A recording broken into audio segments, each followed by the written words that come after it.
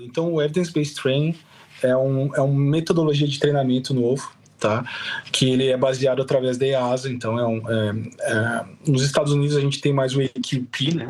Não é o EBT, mas o EQP, que praticamente é o mesmo fundamento, que é através de competências, né? Então, a gente avalia e treina pilotos, não... por exemplo, assim, eu me lembro da época do Brasil, né? A gente fazia um cheque, no final era satisfatório ou não satisfatório. Esse era o jeito que a gente avaliava o aluno, né? E aqui na empresa onde eu trabalho, e obviamente o Conrado também pode me corrigir, a gente tem 9 competências diferentes em que a gente avalia o trainee, né? O aluno. Linha Column 0, Gol 5629. Gente, mais uma semana. Sejam muito bem-vindos aqui no Farol de Pouso. Eu queria, primeiramente, falar para vocês que isso aqui está quase virando um podcast de 747. Tá pesado o assunto aqui, estamos trazendo gente de peso. Mas antes eu quero mandar o nosso reconhecimento, o nosso agradecimento aos nossos apoiadores e parceiros aqui do canal, começando pela Hangar 33, a sua marca de moda masculina do universo da aviação, a realizar a escola de voo lá no município de Torres, no Rio Grande do Sul, a Trem de Pouso, a primeira escola online do Brasil dedicada na formação de pilotos, e a UFP Aviation, que é o nosso projeto aqui para te ajudar a tirar o seu ICAO para poder voar internacionalmente. Para você que está precisando de um preparatório, vai participar de uma seleção de companhia aérea aqui no Brasil, nós estamos prontos para te ajudar nisso também. Para você que está precisando de uma mentoria durante o seu piloto privado, seu piloto comercial, para você que está pensando em expatriar e também para você que está passando por processo de elevação de nível para comandante. Dito isso, eu já falei, isso aqui está pesado, estamos trazendo um monte de gente de 747 e a gente está aqui hoje com o Conrado, com o Caio e com o Gustavo Libardi. Gustavo, seja muito bem-vindo aqui ao Farol de Pouso. Ô, pessoal, muito obrigado mais uma vez pelo convite. Como a gente estava conversando anteriormente, né, já faz um ano que eu participei do outro episódio do UPS e para mim é uma satisfação muito grande, sou fã do canal desde sempre. Como falei anteriormente também, tive vários amigos presentes no Farol de Pouso, tenho vários amigos que pertencem ao grupo do Farol de Pouso, então para mim é uma satisfação enorme estar aqui junto com vocês. E vamos lá, vamos trocar experiência, vamos conversar, conversa de hangar, e estou aqui para contribuir de alguma forma aí para vocês e para todo mundo que nos escuta. Obrigado pelo convite mais uma vez. Bom, falei pessoal, bom dia, boa tarde, boa noite. Fala, Libardi, prazerzaço ter você aqui, Conrado falando. Muito bom. Para o pessoal aqui que ouviu essa voz macia, suave, bem tranquilinha, né? Cara, fica aqui, porque esse cara aí que parece que tá ali deitado numa rede, tranquilo, tomando uma aguinha de coco, o cara é nada mais nada menos do que master de 747, checador de 747.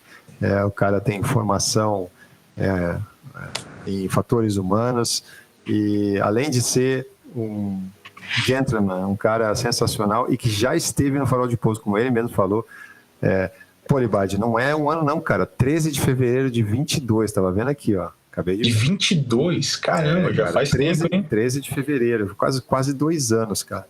A gente gravou um episódio, se você está aqui, você está comprometido, a gente só vai liberar a chavinha aqui do resto do episódio se você depois for lá pro episódio UPS 6, o 747 que teve um acidente em Dubai aí, e foi um episódio muito legal, a gente estava lembrando dele, né, Libardi?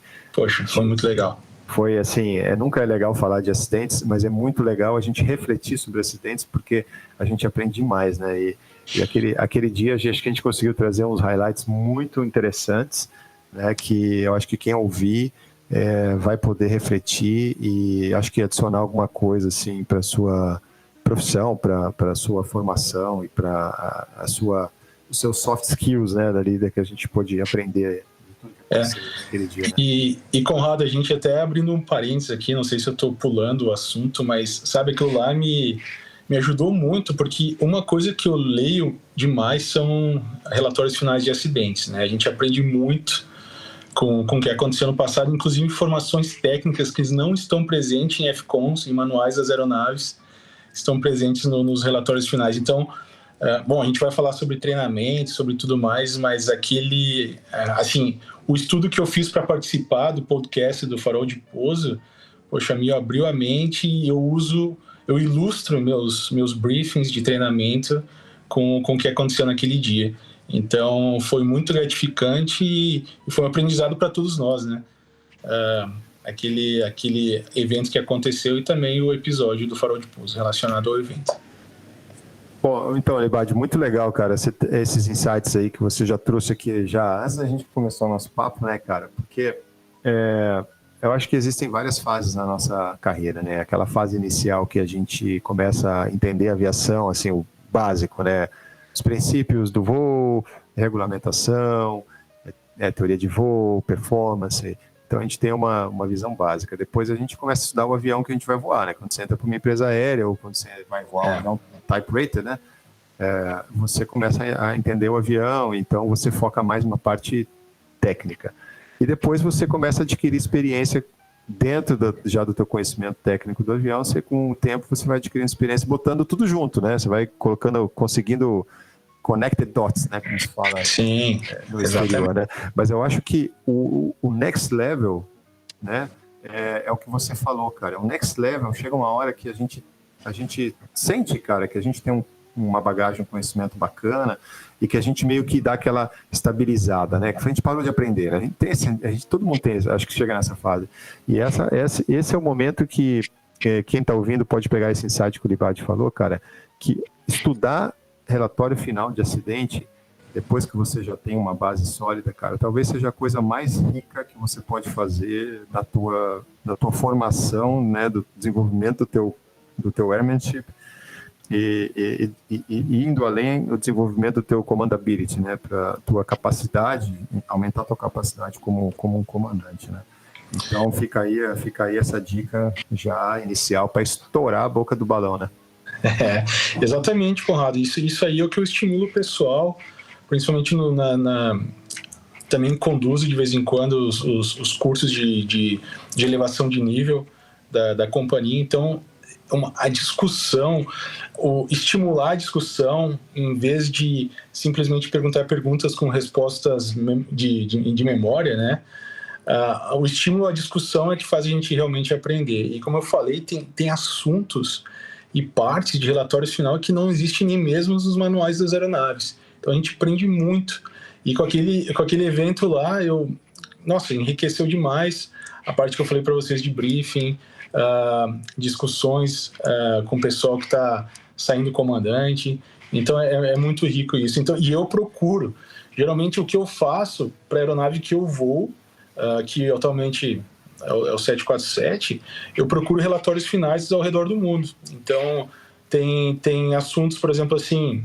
Bom, não sei se estou pulando à frente, mas... Não, cara, não tem essa, não.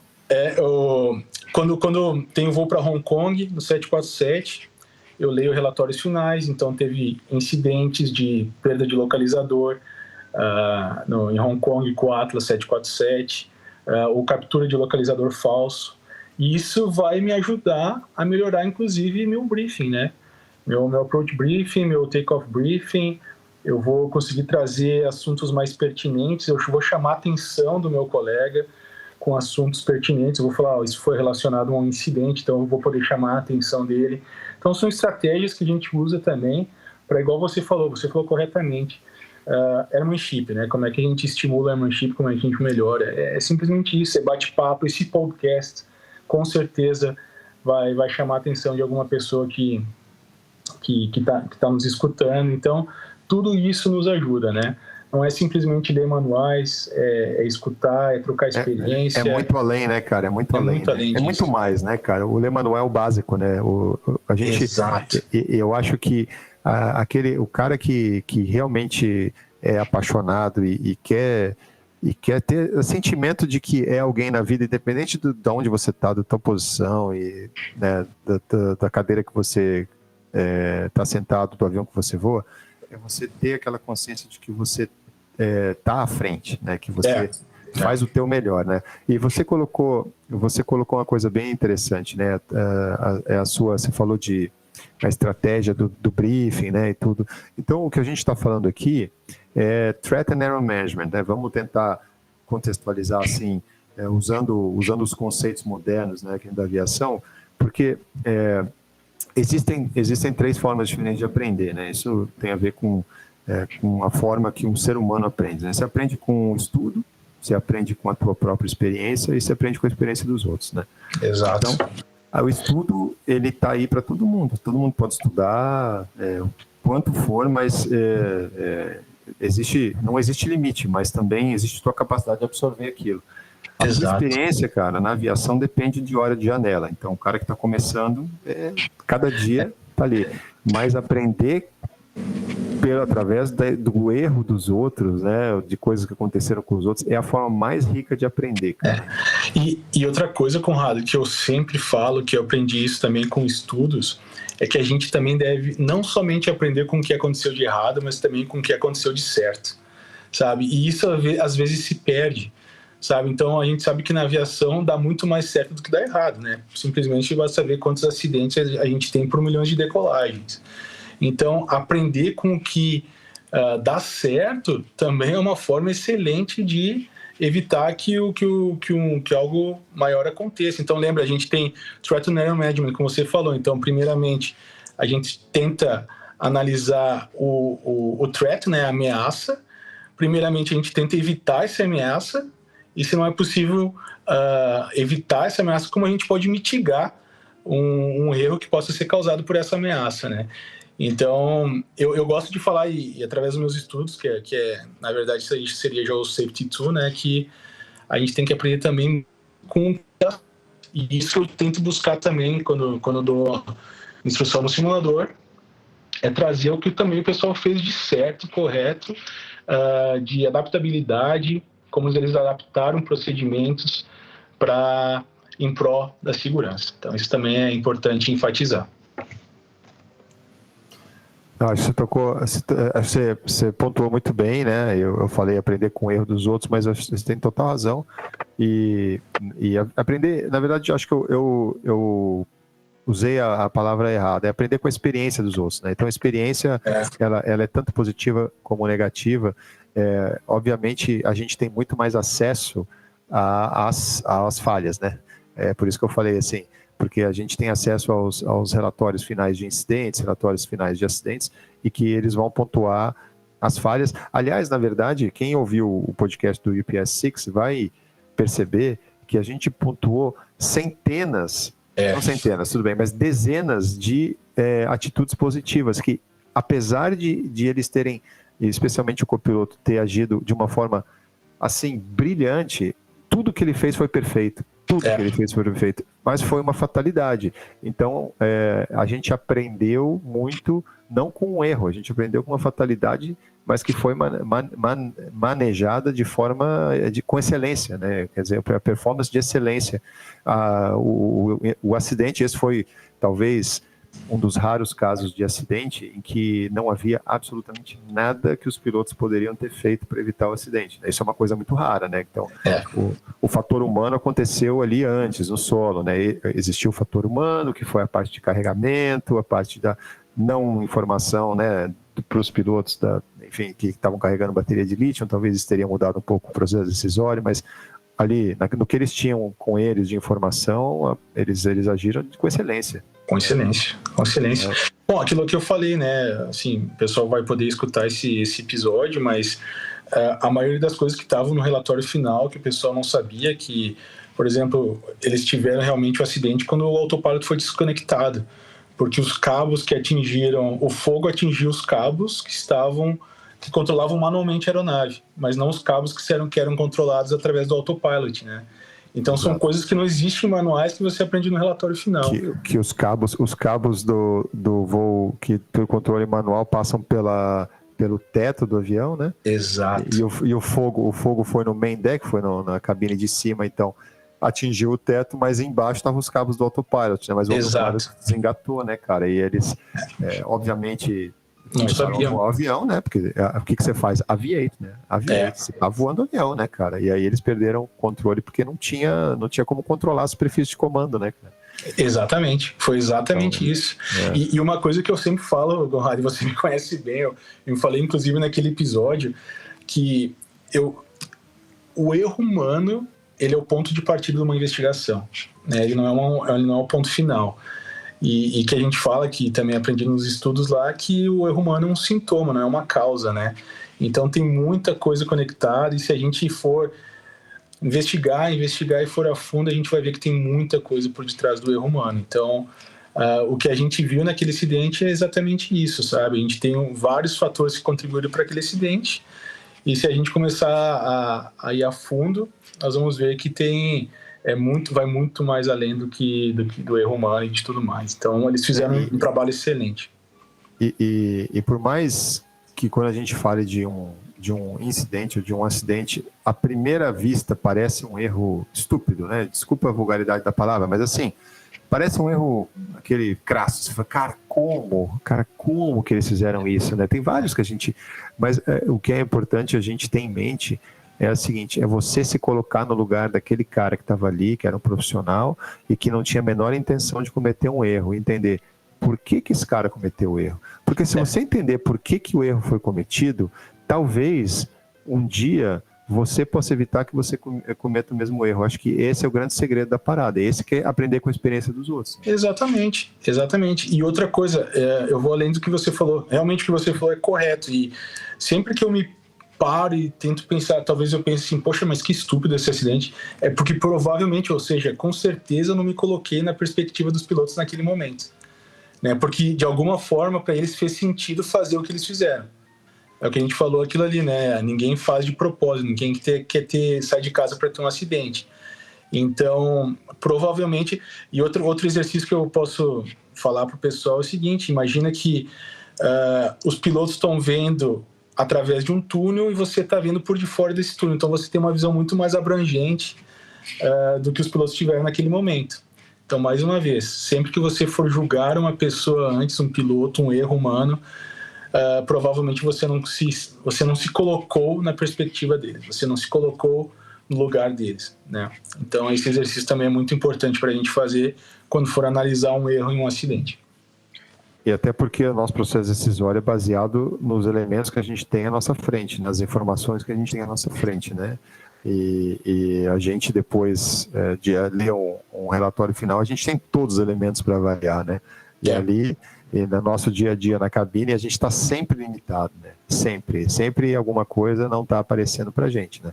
Então, obviamente, o segredo da parada, né? E eu falando aqui com um especialista em fatores humanos, um cara que tem Master's Degree em fatores humanos, né? E eu vou falando, você vai validando ou não, vai dizer se eu estou falando besteira ou não. Concordo com você inteiramente, Conrado. É a gente aumentar a nossa capacidade de compreender o universo, né, o momento, com as informações que a gente tem e tentar, e aí vem o conhecimento, né? O conhecimento é muito importante, o conhecimento técnico é muito importante, porque você saber as fontes de informação, vamos dizer, aí sair dessa falha de um fogo e tal, que é uma coisa que, como a gente falou, mesmo que você faça o teu melhor, pode ser que você não consiga salvar o dia, né? Porque, enfim, existem fatores que são fora do teu controle, mas como uma situação de airspeed unreliable, né? Uma situação que você perde a tua instrumentação, né? E você tá de noite, FR, enfim. Cara, se você não conhece bem o avião, se você não conhece o que você pode, o que você tem de informação reliable quando as informações são desencontradas, você não vai conseguir voar o avião, você está totalmente fora do basic, né? Se é a hora que você não consegue voar o avião, e a gente recentemente na indústria, a gente teve alguns acidentes que foram resultado de perda de informação, como o Air France, que a gente já gravou um episódio também sobre o 447 e tal. Então, o conhecimento técnico nessa hora ele é muito fundamental também. É a hora que a gente junta tudo, né? Aquele negócio, junta tudo, né? Exatamente isso. E eu só queria voltar aqui 2 minutinhos no negócio que o Libardi falou, desse negócio de julgar acidentes. E eu vou passar uma experiência minha, que condiz muito com o momento de vida que eu tô hoje e que vai muito em linha com o que o Libardi divulga por aí, né? A missão do Libardi. Quando eu comecei na aviação, eu também me interessava por acidentes, mas eu era o cara que julgava. porque eu não sabia melhor, eu não entendia de fatores humanos. Talvez as pessoas que estavam falando de segurança para mim na época, lá atrás, também não sabiam melhor. E era uma cultura. E hoje eu vejo isso evoluindo muito forte, das pessoas pararem de ser apontadores de dedos, mas não, peraí, vamos tentar entender o que aconteceu. Porque hoje eu tenho a plena consciência, pô, sempre que um avião cai é uma tragédia, mas eu sei que não é um único fator. E eu julgar aqui da minha cadeira, na minha casa, é muito tranquilo. Queria ver se fosse eu lá na hora, que tá um monte de sino apitando, um monte de luzinha vermelha e amarela piscando dentro da cabine, o que eu ia fazer? E eu não tinha essa garantia, né? Exatamente. Ô, Libadi, eu acho que a gente já fez uma primeira parte aqui que foi assim, bombástica, eu adorei. Fizemos aqui uns insights assim, muito poderosos, né? Mas vamos tentar, agora que você já deu as cartas aí, já mostrou o nível, né, do que vai ser o nosso papo, vamos voltar um pouquinho atrás no tempo, só para a gente, o pessoal saber, quem não te conhece, saber um pouquinho, assim, um resumo de como começou essa história aí, de como você chegou no auge da carreira aí, onde você está hoje. Quem é o Gustavo Libadi, de onde ele vem? Então, pessoal, sou de Caxias do Sul, do Rio Grande do Sul. Comecei a voar no ano de 2000, no Aeroclube de Caxias do Sul. E como todo jovem gaúcho, nos anos 2000, o sonho era entrar na Varig, né? E com a licença de piloto privado em mãos, em 2001, eu apliquei pro vestibular da PUC. Então, eu sou da 12ª turma da FACA, da Faculdade de Ciências Aeronáuticas da PUC.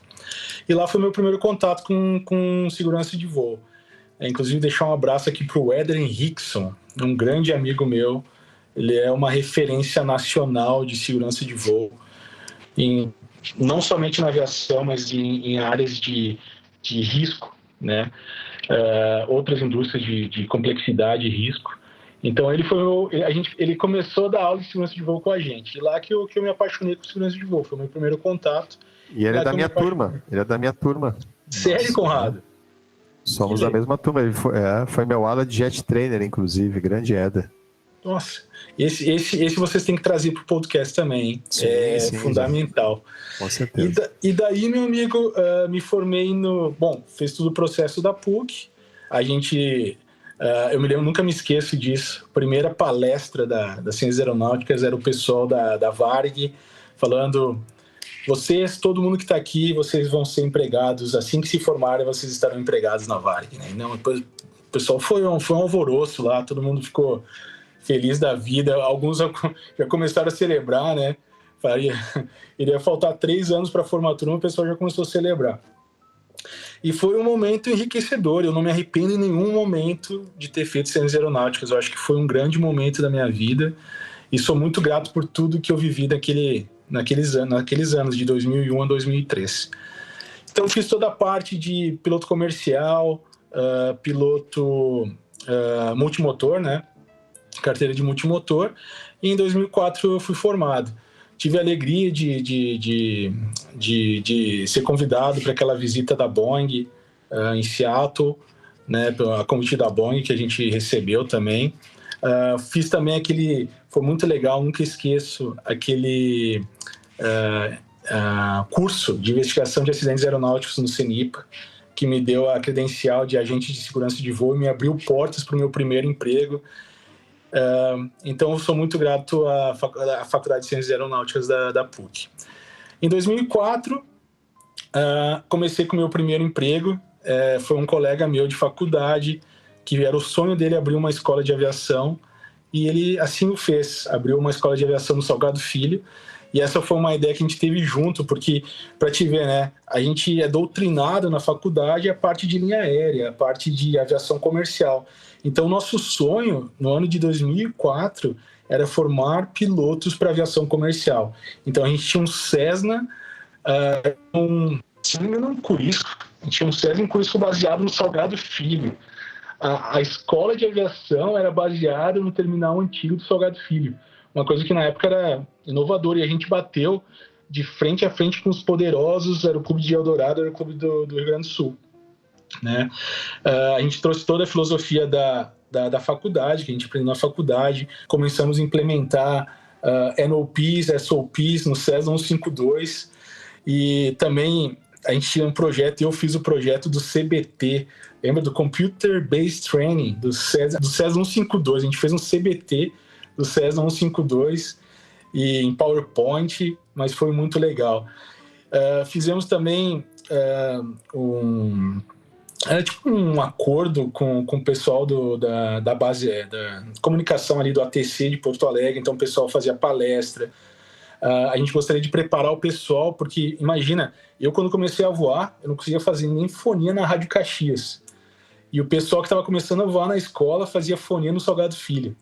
Então a gente queria preparar os alunos para isso, e a gente teve esses acordos com o ATC, o pessoal vinha lá falar com os alunos. E nesse momento também, como você sabe, Conrado, a gente começa em lugares pequenos e a gente faz de tudo, né? E eu, como agente de segurança de voo, era encarregado da parte de safety da escola e da parte de treinamento. Então eu fiz o PPAA, lembra do PPAA? Organizava palestras, trazia pessoas, fazia varredura de FOD no pátio do Salgado Filho. Então a gente teve muitos exercícios legais naquilo, aprendi muito. E fiz muitos amigos que eu dei instrução no Cessna 152 e hoje são comandantes de 777. Quem diria? Naquela época a gente fazia churrasco ali na Varg, pensando um dia em chegar num avião a jato, e todo mundo chegou lá. Então, mais uma mensagem que eu deixo aí pro pessoal: acreditem, persistência sempre, que vocês vão chegar lá, eu tenho certeza disso. E daí tive que seguir em frente, não conseguia me manter em Porto Alegre ali, e daí outra pessoa que eu sou eternamente grato, tem várias pessoas, como todos nós, temos muitas pessoas que a gente deve ser grato, né? Gratidão é algo muito importante, ao Thiago Brenner e o Éder juntamente, que me convidaram me convidaram para se tornar instrutor de simulador na PUC. Isso foi no ano de 2005, 2006. Então lá tive a oportunidade de refinar meu IFR. Eu dava instrução nos elites lá, nos treinadores básicos de IFR. E foi o momento que chegou o simulador do 737. O Elones era o diretor naquele momento. Tinha o Scherer. Era muito legal, era muito enriquecedor. Assim, as conversas que a gente tinha ali de corredor ou no laboratório eram fantásticas, né? Fantásticas. O pessoal que tinha lá... Sabe que eu fui o primeiro instrutor de simulador da PUC, né? Não sabia disso, Conrado. Que legal, cara. De simulador. Foi quando começou. Eu me formei e aí logo em seguida fiz parte do primeiro grupo. Eram 3, nós fomos os 3 primeiros com os frasquinhos ali. Quando é que foi esse tempo de você? Isso foi em 2000. Foi instrutor. Com certeza eu estava lá. Não, desculpa, 2000. Você ficou até que tempo? Não, ficamos do início de 2000 até quase o final, que daí a Varig chamou, daí a gente... Foi uma decisão muito difícil, né? Sim. Eu muito grato também, óbvio, pela oportunidade que a gente teve. Foi uma decisão muito difícil sair dali para entrar na Varig, né? Claro. Não, mas ficamos quase um ano lá, a primeira turma dos instrutores ali. Foi uma experiência muito, muito legal, muito bacana. E daí fiz um monte de pesquisa, então já a parte de coleta de dados, pesquisa, que também é uma coisa que eu gosto muito. Comecei na Faculdade de Ciências Aeronáuticas, que eu levei como bagagem para os meus cursos posteriores, né? E daí, mas você sabe, a gente é piloto, a gente quer voar, a gente faz de tudo para voar. E daí, outra pessoa que eu sou eternamente grato é o Diogo Salcedo, que foi meu colega de faculdade e que na época tinha ingressado na NHT. A NHT era uma empresa nova, em 2006, voando LET 410 na região sul do país. E através dele tive a oportunidade de ser chamado para a seleção e passei na seleção. Então, no começo, tudo é difícil, né? Eu ingressei na NHT como coordenador de voo. Eu não sabia o que eu estava fazendo lá, Conrado. Sabe? Eu tinha que emitir plano de voo. A primeira operação da NHT, quando eu entrei lá não tinha nem avião, né? Mas a primeira operação da NHT, quem estava na coordenação de voo era eu. E tinha voo para Santana do Livramento, mas na verdade era decolagem de Rivera. Nós tínhamos que ligar para o ATC, falar portunhol ou falar um inglês no meio e tentar despachar o voo, né? E cara, uma coisa que eu nunca vou esquecer na minha vida, eu presenciei o comandante Quadros, que era uma lenda da Transbrasil, pousando um LET 410 com um passageiro em Novo Hamburgo. Sabe? Então, são histórias assim que marcam e que eu vou levar para sempre, né? Então, tinha um nevoeiro em Porto Alegre, ele estava em direção a Caxias, e vocês sabem, a Rádio Caxias estava fechada no momento, tive que ligar para os meus pais para ver como é que tá aí fora, tem nevoeiro aí, como é que tá, como é que tá o tempo aí? Não, aqui tá céu limpo, não tem nevoeiro, não tem nada. Beleza, passei informação pro comandante Quadros, ele foi indo, daí falou, na metade do caminho, falou, Libardi, Novo Hamburgo tá visual aqui, eu vou tentar visual. Eu falei, você tem certeza, comandante? Ele falou, não, já tô indo, a decisão já foi feita. E ele pousou o LET em Novo Hamburgo, foi, cara, demais. E foi uma baita de uma escola, né? Uma baita de uma escola. A aviação de 19 passageiros, obviamente não tinha comissário, nós éramos os comissários, né, os copilotos, e não era pressurizado. Você sabe a dificuldade de voar no nível 100, na frente fria, na região sul. Então foi um aprendizado gigantesco. Vários momentos assim, os momentos mais aterrorizantes que eu passei numa aeronave foram nesse momento de passar em tempestades de Porto Alegre para Uruguaiana, sabe?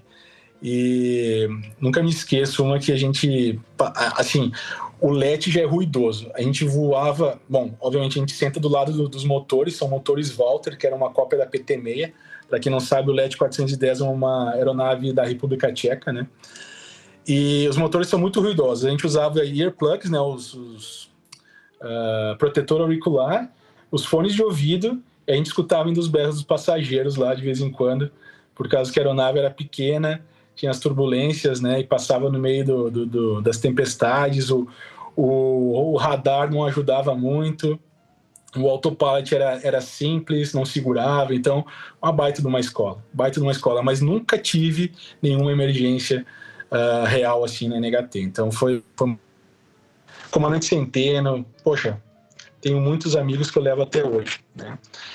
E então também pela minha experiência na escola, Conrado, eu sempre fui uma pessoa que eu não paro quieto, sempre tento ajudar no que eu posso. Ajudei muito na parte de produção de manuais, ajudava na parte da coordenação, dava cursos para despachantes, para pilotos que estavam ingressando na NHT.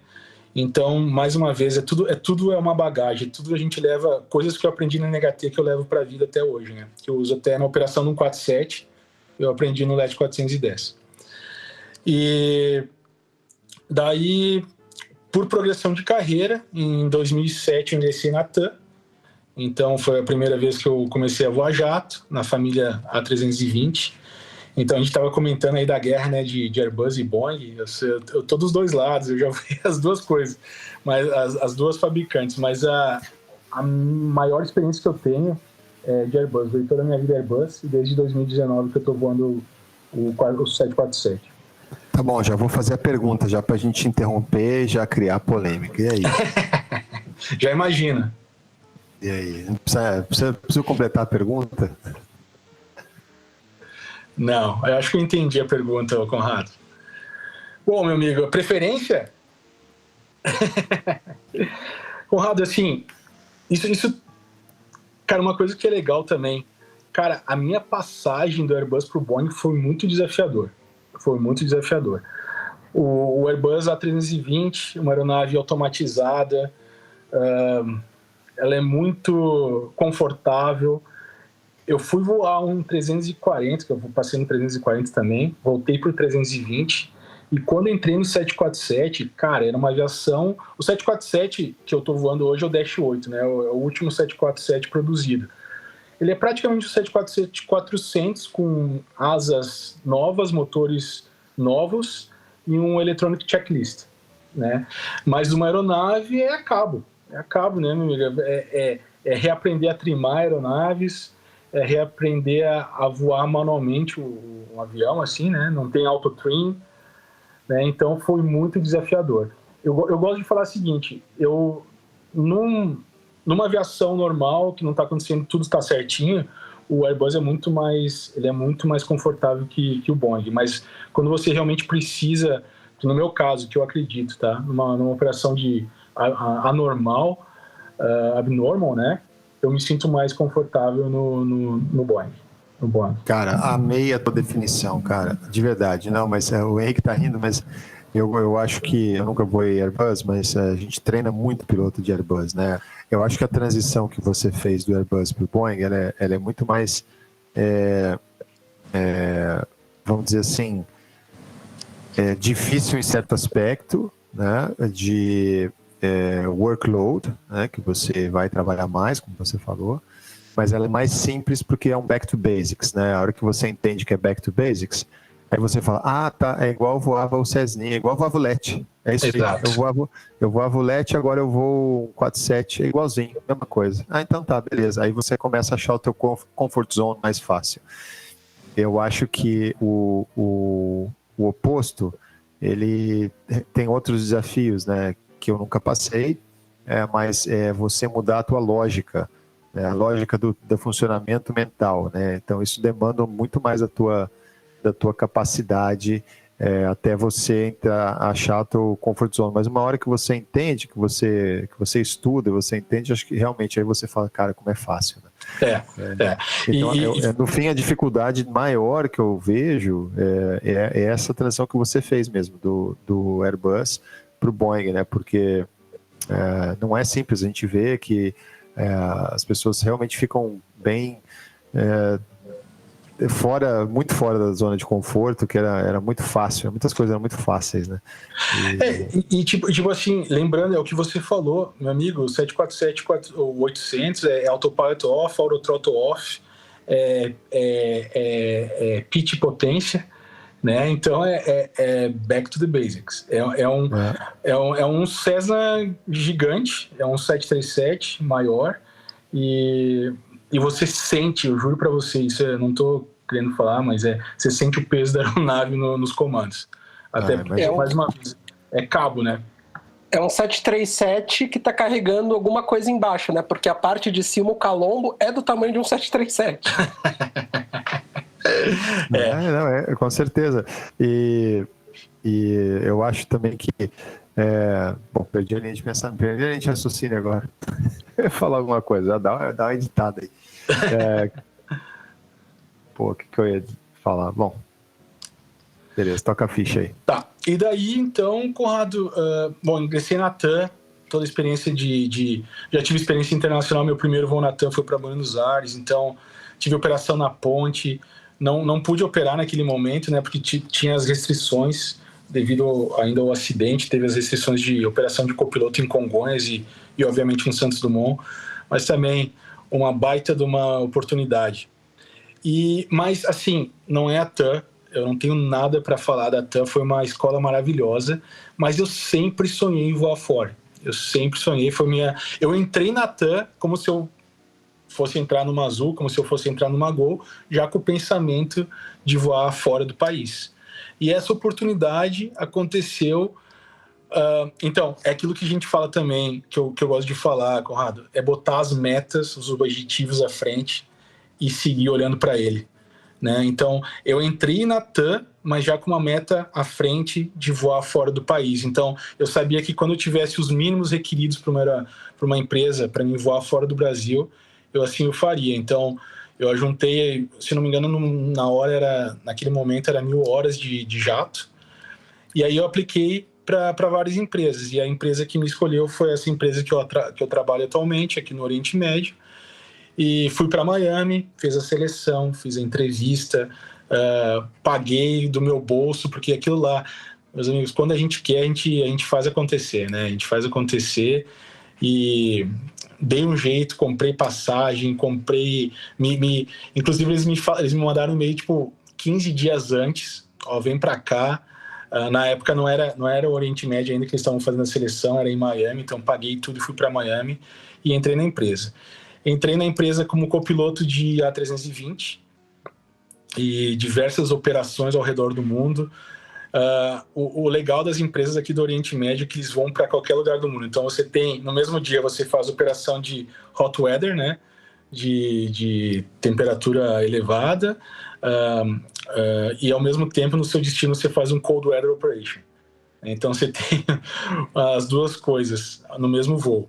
E inclusive várias vezes você faz voos de dois setores, os dois setores operando CAT 3 e você fazendo auto-land nos dois setores. Então as oportunidades, a exposição que a gente tem vindo para fora é enorme, sabe? E o aprendizado é gigantesco. Por quê? Porque você é exposto, sabe? A gente vai chegar na parte do EBT depois, mas é exatamente isso que a gente faz no dia de training, né? No day 2 do training, é expor as pessoas à falha e fazer com que elas mesmas façam o bounce back, tenham resiliência e consigam corrigir os seus erros por si só. É assim que as pessoas aprendem. Então é assim que é também a filosofia do EBT para o Day 2, que no nosso caso é o dia de training, né? Fui para o 320. Nessa parte, Conrado, eu me considero sim uma pessoa sortuda, porque um ano após ingressar na empresa, eu fui para o 330 como copiloto. E ali é o que a gente fala também. As oportunidades passam na nossa frente, a gente tem que estar pronto para agarrar elas. É isso que eu falo também para os alunos, para o pessoal, quando eu dava instrução para second officer, né, que é o pessoal que ingressa na empresa, assim, com pouca experiência. Você não precisa estudar muito 10 dias antes do seu simulador ou da sua elevação de nível, mas, por favor, diariamente, leia alguma coisa, se atualize, porque quanto menos você esperar, as oportunidades vão passar na sua frente e você não vai ser avisada anteriormente por essas oportunidades, né? Então, eu fui avisado um mês antes que eu iria fazer o meu Command Upgrade, né, que é a minha elevação de nível, e eu já estava estudando fazia tempo para a entrevista, né? Porque você sabe que, não querendo desmerecer, pelo amor de Deus, nenhuma empresa, mas aqui fora, assim, é puxado, não é fácil. A gente se dedica muito. E você sabe que o ápice da nossa carreira é o upgrade, né? É virar comandante, não adianta. A gente sempre sonha nesse momento, né? Então, e outra coisa muito importante também, que isso eu acho que faz parte da minha vida, Conrado, que o pessoal me pergunta sobre como que eu cheguei onde eu cheguei. Eu sempre tento tomar minhas decisões no que é palpável, no que eu vejo que vai acontecer. Então, um exemplo que eu dou disso é: eles me ofereceram o comando de 320 começando em um mês, ou esperava mais 500 horas e sairia comando 330, né? Eu não pensei duas vezes, eu quero o comando agora e pode me colocar de volta no 320. Né? Então eu voltei no 320 em 2014 como comandante. Nossa, maravilhoso. Primeiro voo, Calicut, sul da Índia, com uma tempestade gigantesca, né? Foi o primeiro voo 321 lotado, era o 320 que a gente tinha, que era completamente econômico, puxa, vou mentir agora, mas não me lembro quantos passageiros tinham, mas eram muitos passageiros, a gente sabe... deve ser 220 por aí. Eu acho que 321 lotado, né? Você fez desculpa interromper a história de Calicut, você vai falar, mas você fez aquele famoso, é melhor ver Londrina na esquerda do que Londres na direita, né? Exatamente. Cara, essa frase, cara, ela nunca vai deixar de ser velha, cara. Desculpa, nunca vai deixar de ser atual, né? Ela nunca vai ser velha, porque, cara, o teu comando upgrade tem que ser sempre a tua prioridade na vida, né, cara? Eu acho que se tem um conselho que eu não costumo dar muito conselho, mas tem um conselho que eu dou, assim, com muita, muita convicção, quando eu falo, assim, com alguém mais novo e tudo, eu falo, cara, passou a oportunidade de comando, não deixa para trás, cara. Não deixa para trás. Eu falo isso em inglês para os caras, que eu falo para os caras, it's better to see Londrina on the left than Londres on the right. Os caras não entendem muito, mas eu explico o contexto, né? Claro. Então você foi ver Londrina, você foi ver Calicut à esquerda, né? E aí, o avião lotado. As monções, né? No meio das monções, aquela chuva desgraçada. No meio das monções, não enxergava a pista, arremetemos uma vez, viemos para a segunda aproximação, para outra cabeceira, conseguimos ver a pista escorregadia. Bom, já teve vários eventos de Runway Excursion, né? Vários eventos não, mas um que pelo menos que eu me lembro que teve um Runway Excursion em Calicut, né? O pessoal saiu para fora da pista lá, então é um aeroporto crítico, não é um aeroporto fácil, né? Teve dois acidentes com morte lá, né? 2 acidentes se não me engano, da Air India Express ali. Se eu não me engano, esse é aquele aeroporto que a pista fica num platô, né? Isso. É bem crítico ali. Foi com o 37 da Air India. Exato. Né? Teve 2, né? 2 da Air India. Então, morreu gente nos 2. Realmente é muito crítico aquele aeroporto. E antigamente, eu não sei como é que tá hoje, que faz tempo que eu não vou, mas era um procedimento, você se afastava no VOR, voltava e pousava com ILS, né? Mas fazia o full procedure, né? Que a gente chamava lá. Eu não me lembro, agora eu posso estar mentindo também, eu não me lembro se tinha radar, mas eu me lembro que sempre tinha que falar lá, tá no bloqueio do VOR, na perna de afastamento, tá girando para final, e também a pista escorregadia, e foi meu primeiro voo de comandante. O primeiro voo de comandante foi esse na empresa.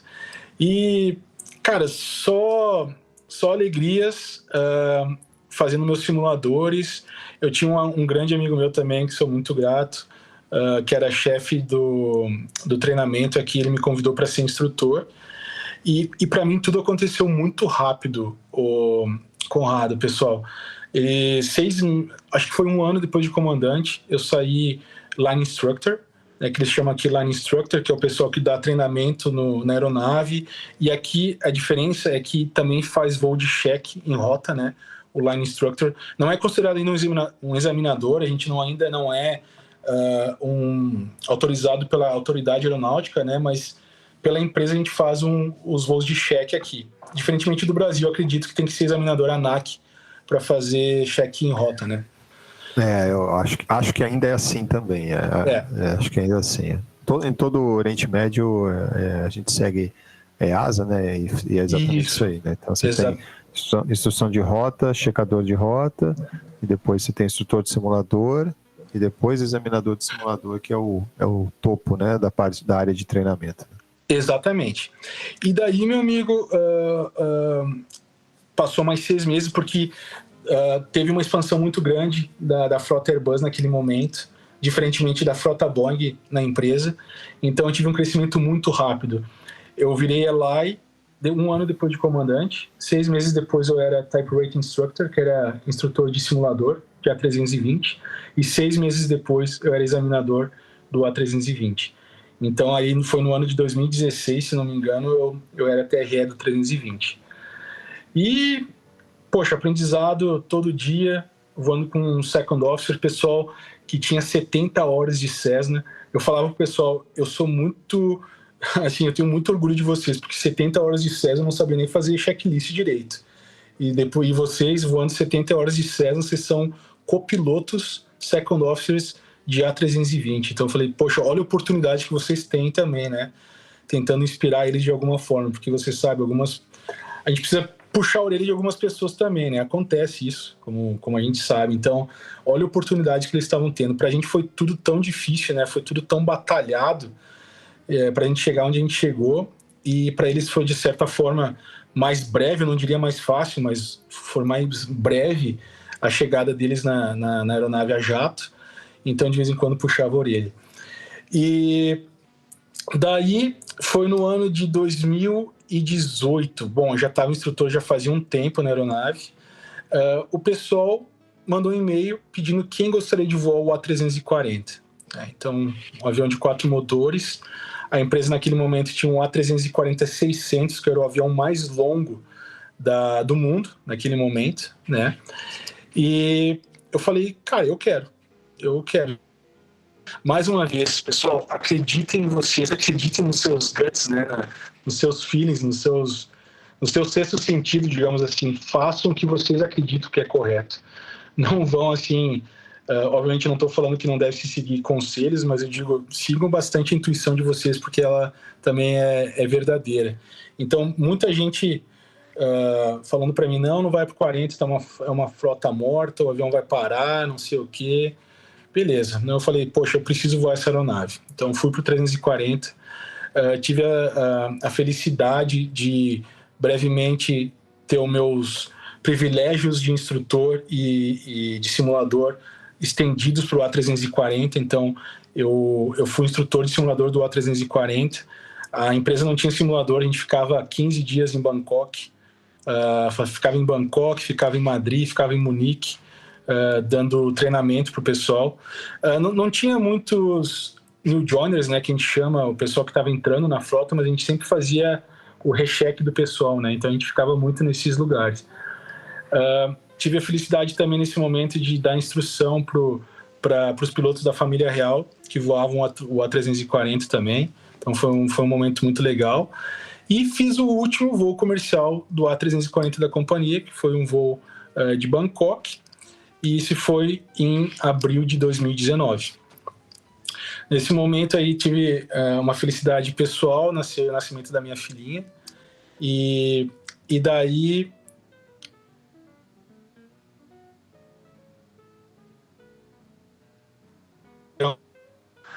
E eu voltei para o A320 como senioridade, poderia ter prosseguido para o A330, mas naquele momento não existia uma necessidade de instrução no A330, então eles me deixaram no A320. E eu já estava assim, cansado. A aeronave eu adoro, assim, não tenho o que falar, tenho uma maior experiência da minha vida no A320. Mas eu já estava meio cansado da vida do A320, né? Porque você sabe, o A320 é uma aeronave menor, então são os voos mais curtos, são os voos mais... vão para qualquer lugar, porque é pistas menores. A gente tinha voo para Mogadishu, que na Somália, a gente tinha voos para Bagdá. Cansei de ir para Bagdá, cansei de ir para Medina, para esses lugares na Arábia Saudita também, que são bastante desafiadores, o Conrad também deve saber, né? No verão, ali, temperatura de 43 graus ou mais, né? Em Medina, no meio das montanhas, e elevação elevada, né? Elevação do aeroporto. Então, são muitos... E dando instrução em cima disso. Daí teve um tempo, isso foi em 2019, o pessoal mandou um e-mail para todos os instrutores pedindo quem gostaria de ir para a frota Boeing. E eu apliquei para a posição, pensando que viria um 787 ou um 777. E daí, um dia, recebi uma ligação e me convidaram para ingressar no 747. E daí, cara, para mim foi... Mais uma vez, o pessoal falou, não, cara, é uma frota morta, é uma frota que ninguém tá voando mais, você vai se arrepender, se acontecer alguma coisa, você não vai conseguir emprego. Eu falei, meus amigos, me desculpa, mas eu preciso ver como é que é. Sabe? Posso te fazer uma pergunta? Claro, disso? Claro. Qual avião que tá voando hoje na empresa? O 340 ou o 47? Exatamente. E era frota morta, né? Exatamente. E eu vou além. No Covid, né, porque o 47 que eu vou é cargueiro, né? A gente tem 2 aeronaves cargueiras 747. No Covid a gente não parou de voar. Cara, foi o momento mais louco da minha vida. Foi aqui do Oriente Médio para a Europa, sem ouvir uma aeronave na fonia, cara. Cara, foi uma das coisas mais loucas que eu já vi na minha vida, né, cara? A gente cruzou a Turquia, a gente cruzou o leste europeu e não ouvia ninguém na fonia, cara. Indo para Frankfurt, indo para Amsterdã. Eu, comparado a vocês, eu sou peixinho ainda, né? Durante a pandemia eu voei bastante também. Eu tava tirando meu PC na época. É uma coisa louca para quem é aqui da região de São Paulo é voar e a terminal, a frequência dos corredores está livre. Sabe? Pois é. É um negócio de louco isso. Exatamente, foi esse o meu sentimento. Cara, a gente fazia simulador também do 47 na Lufthansa, né? Em Frankfurt. Cara, o aeroporto completamente vazio. Falei, cara, o que tá acontecendo, meu? Né? Foi um momento muito, assim, impressionante e aterrorizante ao mesmo tempo. Mas é isso que eu levo dessa época, assim, cara, a gente não parou de voar. A gente voou muito mais ainda, e nesse mesmo momento a minha empresa ainda ela continuou voando, né? Mas por exemplo, a frota de 380, a frota de 330 completamente no chão. E a gente não parou de voar, a empresa era onde fazia dinheiro, né? Onde fazia dinheiro era a carga nessa época aí. A carga tava bombando. E foi exatamente isso que você falou, sabe? Tipo, é a aeronave que ainda está voando, né? É o 747. E vai outra coisa aqui, né? Primeiro que, ouvindo você falar, eu tô lembrando aqui, quem segue o Farol de Pouso vai entender. Do nada, né? Você foi parar aí no 747, né? E aí é interessante, né? Porque outra lição, acho que na aviação, assim, porque a opinião geral, geralmente, bom, a opinião geral, ela é geral.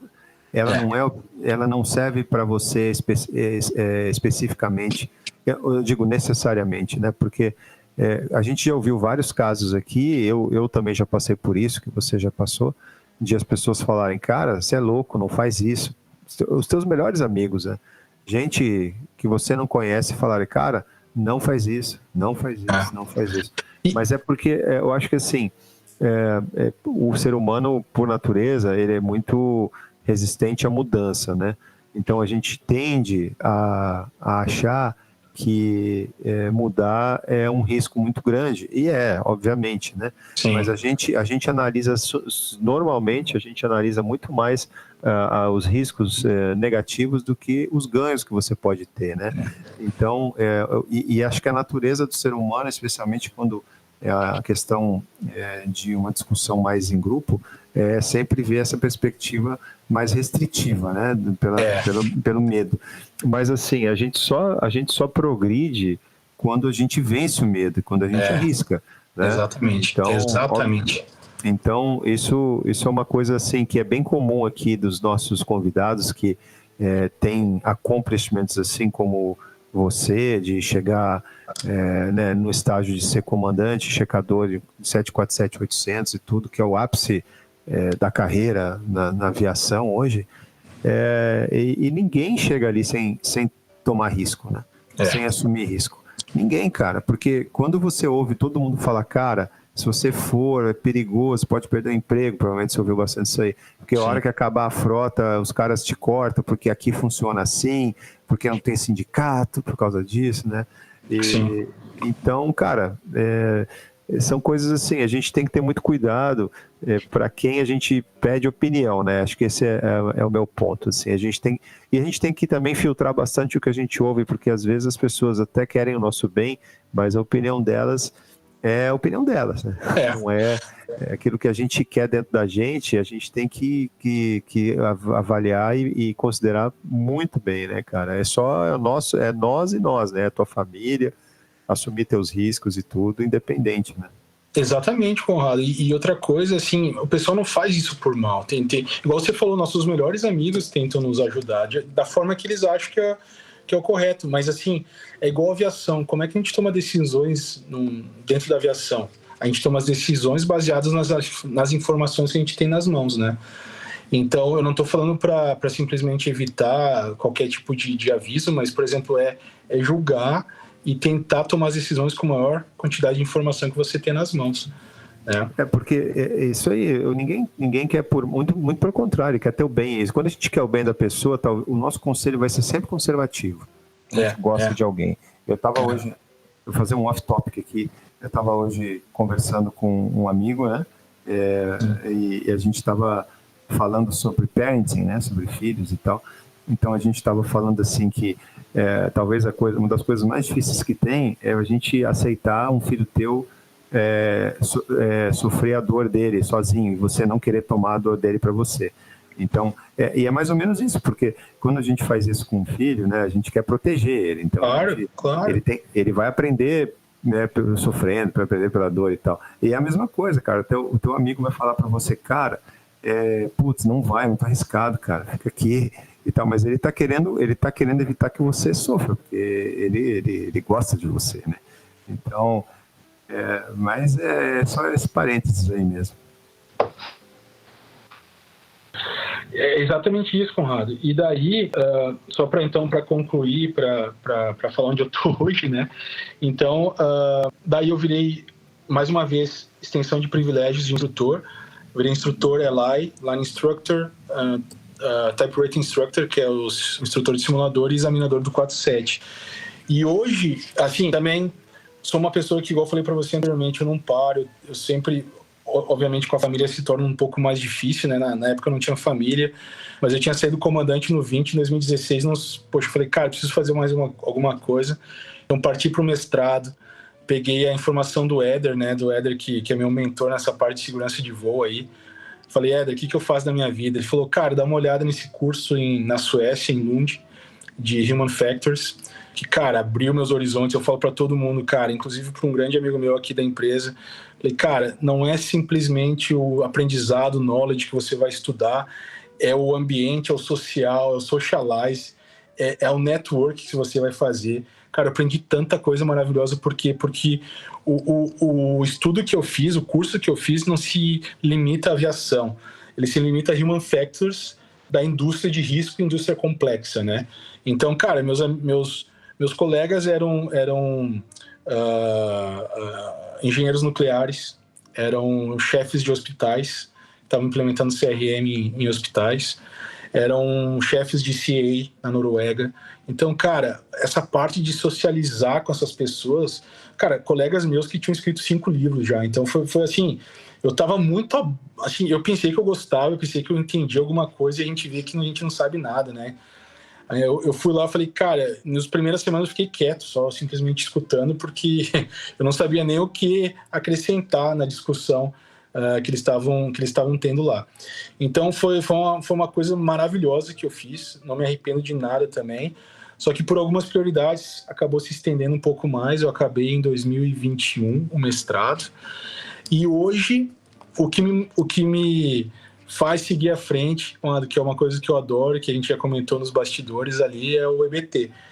Então eu faço parte do time de EBT da empresa, que é o Evidence Based Training, né, que a gente é responsável, um time de instrutores de Boeing e Airbus, que a gente é responsável de planejar, produzir e entregar todos os produtos de recheque de pilotos.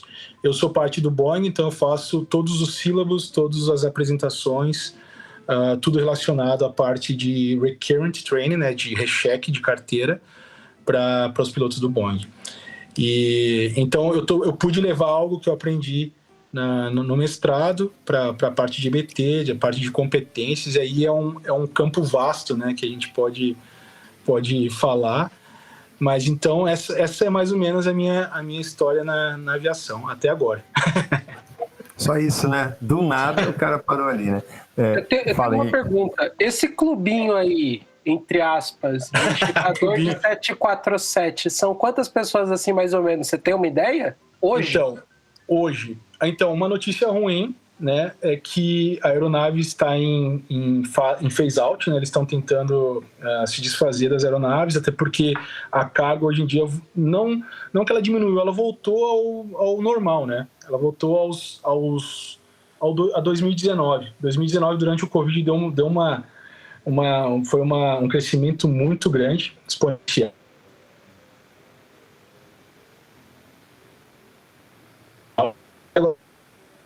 Ao que era antes, né? Então, hoje em dia, as aeronaves de 2 motores, um 777, um 777, ele faz praticamente todo o serviço de 147, tirando, obviamente, cargas longas, né? Cargas longas, eu digo, aquelas cargas que a gente tem que utilizar a porta do nariz para poder carregar a aeronave.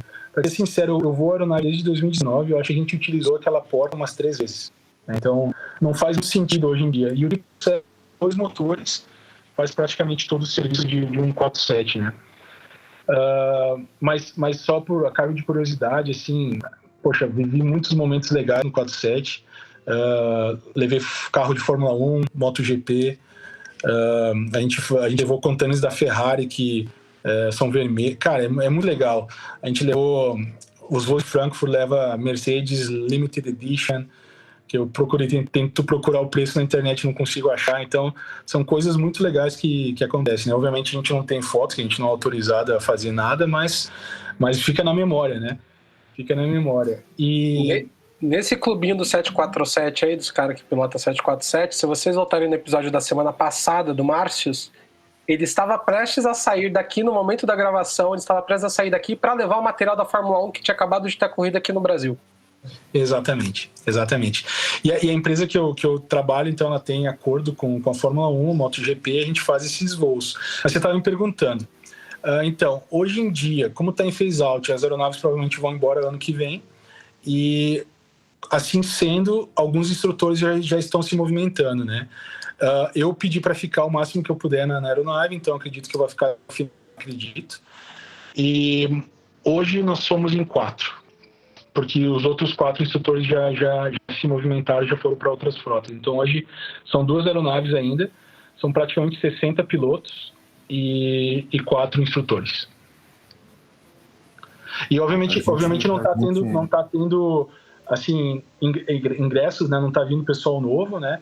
Então praticamente o nosso treinamento é check em rota e check no simulador. É o que a gente faz. A próxima vez que o Libari estiver aqui, ele vai estar como ele tem esse, né, do nada, por acaso, ele acaba levando os privilégios dele, né, porque ele tem muita sorte, né, ele vai vir aqui falar como checador de 777 em breve, na próxima incursão. Eu acho que você está pensando pequeno. Acho que se a gente chamar ele daqui a um ano, ele vai estar na SpaceX como checador da Starship. Não, que isso, meus amigos. Tô longe disso aí.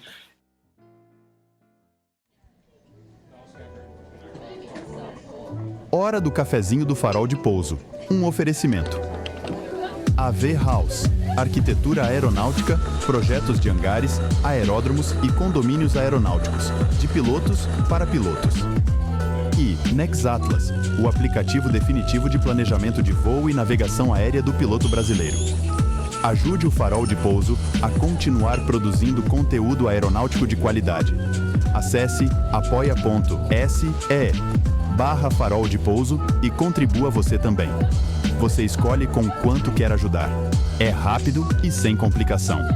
Acesse também Linktree/Farol de Pouso e confira todos os conteúdos EAD já produzidos pela nossa equipe. Você ajuda a gente e ainda alavanca sua carreira. Procurando melhorar seu inglês, se preparar para sua primeira seleção de companhia aérea, buscando sua elevação para comando ou pensando em expatriar? Então conte com a gente. Acesse FP Aviation no Instagram ou LinkedIn e fique pronto para o mercado de trabalho. Agora, de volta ao nosso episódio.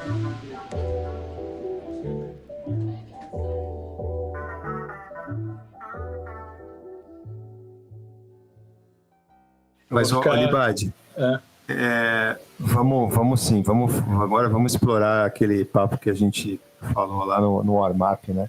Claro. Sobre treinamento, que é uma paixão que nos une, né?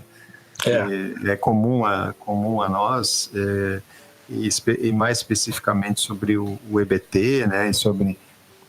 bom, antes assim, talvez para quem não compreendeu muito bem o que é o EBT e o que o Libadi faz com o EBT, só para falar, de repente, uma linguagem simples, ele faz parte da equipe que monta os cenários ali do simulador no recheque dos pilotos.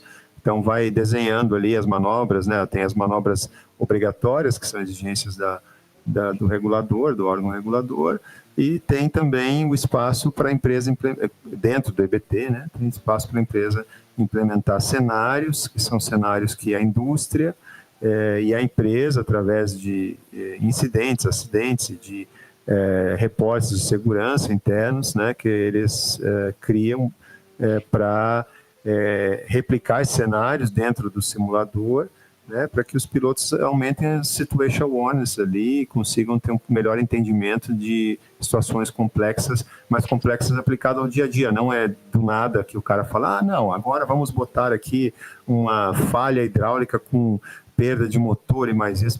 Não, são coisas reais, né, que acontecem na frota, na indústria, que os pilotos eles têm a chance de experimentar, de viver isso no simulador, ao mesmo tempo das manobras obrigatórias, como perda de motor, né, e aproximação rodata, né, essa série de coisas, exigências, né, que são básicas, né, e aí são avaliados primeiro, né, dentro do modelo de competências, que acho que é isso que a gente vai falar, que foge um pouco do tradicional, né, que é avaliar se o cara vai perder mais que 5 graus numa perda de motor ou não. Agora vamos avaliar como você está gerenciando tudo e identificar quais são os pontos que podem ser melhorados para o dia seguinte efetuar o treinamento, né, e tentar melhorar esses pontos. Acho que é mais ou menos um resumo por aí, né? Mas fala um pouco mais, assim, mais detalhes aí, a incursão, assim, na área de treinamento, sobre treinamento, e a gente vai falando sobre EBT também. Tá, então só para exatamente o que você falou, Conrado. Então o Evidence Based Training é uma metodologia de treinamento novo, tá? Que ele é baseado através da EASA. Então nos Estados Unidos a gente tem mais o EQP, né? Não é o EBT, mas o EQP, que praticamente é o mesmo fundamento, que é através de competências, né? Então a gente avalia e treina pilotos, não por exemplo, assim, eu me lembro da época do Brasil, né? A gente fazia um cheque, no final era satisfatório ou não satisfatório. Esse era o jeito que a gente avaliava o aluno, né? E aqui na empresa onde eu trabalho, e obviamente o Conrado também pode me corrigir, a gente tem 9 competências diferentes em que a gente avalia o trainee, né? O aluno. Então a gente tem Pode falar, Conrado, por favor. Não, é isso aí, é exatamente igual, o modelo é o mesmo. Tá. E daí, então, a gente avalia, por exemplo, uma competência de comunicação. Então, a gente avalia através de... que são alguns indicadores dentro dessa competência, e a gente vai avaliando as competências dos pilotos. Então, isso também é uma coisa que eu também fiz, assim, é uma dica que eu deixo também, Conrado, só um parênteses também. Como que eu tento melhorar como piloto hoje em dia, tá? O que eu estou fazendo hoje em dia, eu estou tentando melhorar minhas competências, sabe? Então, o que eu procuro hoje em dia são cursos ao redor do mundo, do Brasil, inclusive, relacionados às competências importantes que a gente diz importante, assim, o órgão regulador também, né, IATA, para ter um piloto competente, digamos assim, né? Então, por exemplo, communication. Eu já fiz curso de Effective Communication numa universidade. Então, é um jeito que eu acho de tentar melhorar o modo que eu transmito a mensagem de forma clara, concisa, recebendo feedback da pessoa para ver se ela entendeu. Então, são jeitos que eu acho de melhorar a minha performance como piloto, melhorando minhas competências, é o jeito que eu acredito. Então, competências que a gente analisa: comunicação, decision making, né, tomada de decisão, leadership, liderança. Então, são 9 ao total, são técnicas e não técnicas, né? Situational awareness, que foi o que o Conrado falou. Então, o que a gente faz? A gente pega, como o Conrado falou também, a gente pega análises globais, né? A gente tem um database global que é emitido através da IATA, que é emitido através de órgãos reguladores, e a gente tem também o que está acontecendo na nossa empresa. Então, a gente recebe todos o treinamento, o departamento de segurança, de safety, né? Manda os dados para a gente, pessoal, está acontecendo isso. Vamos colocar isso nos silos para tentar fazer com que o pessoal tenha situação por si mesmo, próprio. Então, isso que a gente faz, por exemplo, o que a gente treina muito, todo o ciclo, são arremetidas, diversos tipos de arremetidas, né? Por quê? Porque, por evidência, estatísticas, notas que existe ainda exceedances, né? Durante a arremetida, e a arremetida, pessoal, é uma manobra completamente normal, que a gente faz de vez em quando, não é todo dia, é por isso que a gente treina também nos simuladores, mas que, por não fazer todo dia, às vezes dá errado quando a gente precisa realmente fazer na vida real, né? Então, todos os simuladores a gente treina arremetida em diferentes posições do procedimento. Outra coisa, por exemplo, um cheque na empresa, não é necessariamente um monomotor, mas pode ser simplesmente uma falha de um ML de EPU, né, que o cara vai ter que lidar com essa situação. Pode ser uma troca de pista, né? Pode ser uma troca de pista na taxiway. Então, são situações que acontecem na operação normal da empresa e que, através dos dados recebidos pelo safety, a gente nota que o pessoal precisa, pelo menos, ser exposto a uma situação dessas para criar resiliência. Então, esse é o nosso objetivo. Então, o dia 1 da empresa é cheque, que tem, como o Conrado falou, a gente tem os evaluations, né? 1 e 2, que são cheques, são voos normais, como se fosse um voo de Zurich para Milão. E assim, não necessariamente uma malfunction vai acontecer, mas pode ser uma situação, pode ser um sequestro, pode ser um hijack, né? Então, várias outras coisas podem ser, não necessariamente uma malfunction, né? Uma falha. Desculpa, Libade, mas tudo relacionado a threat and error management, né? São situações, Sim. São ameaças, né? Só um parênteses também, lembrando que ameaças, os threats, são coisas externas, né? Que são environmental, meteorologia, coisas externas, uma ameaça de bomba, que é um threat, ou são os erros que são aqueles que a gente comete, né? Dentro da cabine também. Então, a database, assim, ele pode ser de tudo que pode ser. Como você falou, de repente, uma situação que você não tem uma APU funcionando e que você vai para um lugar que você precisa ter para fazer uma operação, sei lá, de cold weather, né, dependendo ali da especificidade do avião, pode virar uma ameaça, pode virar um problema sério. Então, é muito interessante isso, né, cara? Porque, às vezes, um ML ali pode virar um problema muito sério se você não identificar aquilo como um threat, né, como uma ameaça, né? Por exemplo, você está com um APU inoperante por ML, em voo você perde um gerador, e daí você perde antes do entry point de um ETOPS flight. Você não pode prosseguir ETOPS. Dependendo, obviamente, dependendo da aeronave, dependendo, né? Mas eu digo, um APU, um ML, que um APU está inoperante em solo, pode levar um diversion, pode levar a aeronave a alternar em voo, né? Então, são tudo isso que acontece. No avião que você voa, só você perder a asa, né? Porque no 47 não tem muito. Tem muita redundância, né, Conrado? E, Conrado, tem só um cenário legal para vocês terem noção. Só para levar a informação para o pessoal, a gente fez um cenário aqui uma vez em que o espaço aéreo fechava, tá? High security threat, então tem um problema de segurança do país, todas as aeronaves têm que pousar agora, e a aeronave estava acima do peso máximo de pouso. Então nós tínhamos que fazer o overweight landing, né, checklist, e vir com pousar com acima do pouso. E na hora a gente foi muito criticado, pessoas falando, cara, esse cenário é unreliable, isso daí não vai acontecer, isso aí nunca vai acontecer. Cara, um mês depois, se não me engano, o Sudão fechou, por causa da guerra ali, né, fechou, e era exatamente o voo do Brasil, né? Então era o Brasil para o Oriente Médio, passava sobre o Sudão, o pessoal não pôde entrar no espaço aéreo, teve que alternar, inclusive teve várias empresas que tiveram que alternar aí, aeroportos na África por causa de fechamento de espaço aéreo. Então é exatamente isso, sabe? A gente tá fazendo eventos que podem realmente acontecer hoje em dia. O Adriano Leão, que é um grande amigo e fez o episódio com vocês, Conrado, ele falou aquilo lá. Cara, a probabilidade de a gente ter um monomotor exatamente no EV1 é praticamente nula. O CFM, na sua história, nunca teve uma pane de motor na V1. Então, o que faz no EBT? A gente usa evidências do que acontece para aquela determinada geração de aeronave, geração 4, geração 3, tá? O que está acontecendo no mundo, a gente transporta esses eventos para os cenários no simulador, tá? Esse é o Day 1, que é check. O Day 2, que é training, como eu falei anteriormente, a gente expõe a uma malfunction, a uma anormalidade complexa.